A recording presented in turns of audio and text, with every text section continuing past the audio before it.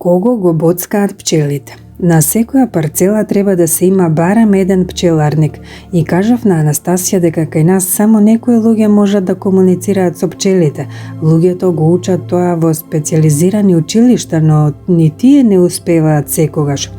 Таа одговори: многу од работите што ги правите за да го обезбедите животот на пчелите не им пречи. Само двајца на земјата за последните 1000 години успеле барем малку да се приближат до разбирањето на тој единствен жив организам. А кои се тие?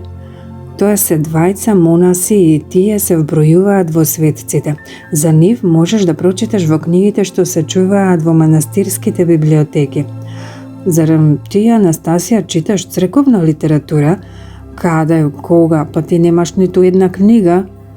Користам посовршен метод за добивање информации. Каков? Пак зборуваш неразбирливо, а вети дека нема да има никакви мистики, фантастика. Ке ти раскажам за него, можам да се обидам и да те научам. За сега нема да разбереш, а тоа е толку едноставно и природно. Добро, како треба да се одгледуваат пчели на парцела? За нив е неопходно да се направи гнездо какво што имаат во природни услови и тоа е се.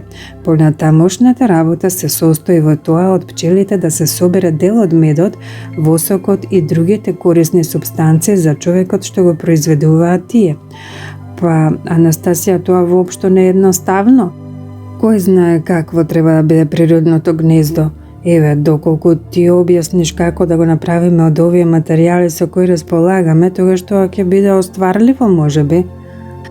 Потребно е да се направи мало буре. Може да биде од даб и на бурето да се издлаби дупка. Дебелината на штиците не треба да биде помала од 6 см, внатрешниот обем да не е помала од 40 на 40 см, должината најмалку 1,2 метри. Кај јаглите на внатрешните споеви треба да се направат триаголни надградби, за да бидат аглите некако заоблени. Тие надградби може лесно да се залепат, а пчелите подоцна сами уште повеќе ќе ги зацврстат. Една аголна страна може да се фиксира со друга штица со иста дебелина, а другата страна да се направи така што ќе може да се отвора. Со крпа треба да се покрие целото дно. По целата должина на едниот слој на штиците да се направи мал отвор со висина околу 1,5 см. Отворите или еден заеднички отвор треба да бидат на околу 30 см од далеченост од подвижната аголна страна. Вакво буренце треба да се постави на колчиња на некое место од парцелата. Висината од земјата треба да биде 20 до 25 см. Отворите треба да бидат свртени кон југ. Најдобро би било тоа да се смести под покривот на куќата. Тогаш и човекот нема да им пречи на пчелите да летаат и тие нема да му додојуваат на него. Буренцето треба да биде хоризонтално поставено, навалено под агол од околу 20 до 30 степени. Подвижната аголна страна треба да биде долу. Буренцето може да се стави и на чардак, но тогаш треба да има добра вентилација. Најдобро е буренцето да се зацврсти на јужната страна под самиот покрив. Само треба да се осмисли приодот до буренцето за да можат да се извлекуваат делови од саќето наполнето со мед. Над бурето треба да има надстрешница за заштита од сонце. Треба да стои на платформа. Во зима е пожелно за топлување. И реков на Анастасија дека таквото буренце ќе биде тешко, а дека тендата и платформата можат да го расипат изгледот на куќата. Што да се прави во тој случај? Таа ме погледна малку зачудено и потоа рече: суштината е во тоа дека постапките на вашите пчелари не се правилни. Мене за тоа ми раскажуваше дедо ми. Современите пчелари измислиле многу различни конструкции на кошници и сите тие овозможуваат постојано мешање на човекот во гнездото. Пчеларите ги преместуваат рамките со восок, зиме ги пренесуваат кошниците со пчелите на друго место, а тоа не смее да се прави. Пчелите прават саќе на строго одредено меѓусебно растојание и самите го одредуваат целиот систем на вентилација, на борба со своите непријатели, па какво било мешање го нарушува тој систем. Наместо да го собираат медот да одгледуваат нови пчели, тие мораат да го поправаат она што е нарушено. Во природните услови пчелите живеат во дупките на дрвјата и совршено излегуваат на крај со сите проблеми. Ти раскажав дека треба да се чуваат до најприближните природни услови. Користа од нивното присуство е огромна.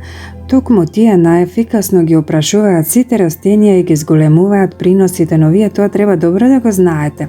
За вас е непознато тоа што пчелите со своите пипки ги откриваат оние канали на растенијата низ кои во нив влегуваат дополнителни информации рефлектирани од планетите што се неопходни за растенијата, а тоа значи и за човекот. Но пчелите ги боцкаат луѓето. Каков ќе биде тој одмор во викендичката ако човекот се наоѓа во постојан страв? Пчелите боцкаат само кога човекот агресивно се однесува кон нив, се брани со мафтање, се плаши. Ако е многу агресивно расположен, и тоа не само кон пчелите, туку едноставно кон било кој. Тие го чувствуваат тоа и не прифаќаат зрачење на никакви темни чувства. Може да ги боцкаат оние делови од телото во кои се завршетоците што водат до некој внатрешен заболен орган на човекот и таму каде што е скината заштитната мембрана, како и други нарушувања. Вам ви е познато дека пчелите ефикасно лекуваат болеста што вие ја нарекувате ишјас, но тоа е далеко од единственото што можат да го направат. Ако зборувам за се, па и уште да докажувам како што сакаш ти, кај мене ќе треба да поминеш не 3 дена, туку многу недели. Кај вас е многу зборувано за пчелите, јас само внесов некои корекции во тоа и верувај ми, те молам, тие се суштински. Да се насели рој во таква кошница е многу едноставно. Таму може да се втера рој пчели ако претходно се стави парче восок и медоносна трева. Никакви рамки од рачна изработка нема потреба да се внесуваат. Подоцна, кога ќе живеат семејствата барем на неколку соседни парцели, пчелите самите ќе се размножуваат, ќе се ројат, сами ќе ги заземаат слободните бориња.